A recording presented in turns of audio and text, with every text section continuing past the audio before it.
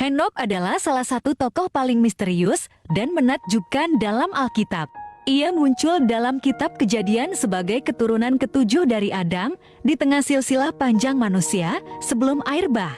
Namun yang membuat Henokh begitu istimewa bukanlah keturunannya, melainkan hubungannya yang begitu dekat dengan Tuhan. Alkitab mencatat bahwa Henokh hidup selama 365 tahun. Namun bukan lamanya usia yang menjadi sorotan. Kejadian menuliskan kata-kata yang jarang diberikan kepada tokoh lain. Henokh hidup bergaul dengan Allah. Ini berarti ia hidup dengan kesetiaan, ketaatan, dan kedekatan yang sangat dalam kepada Tuhan.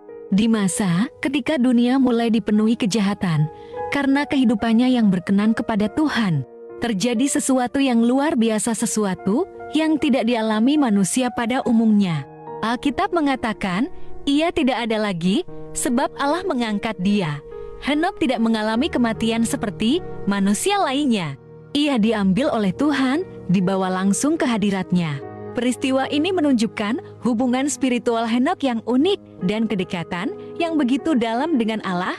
Kisah Henokh tidak berhenti di Kejadian.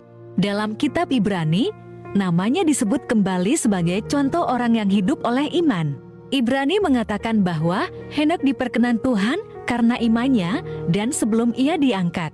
Kesaksiannya adalah bahwa ia hidup menyenangkan hati Allah.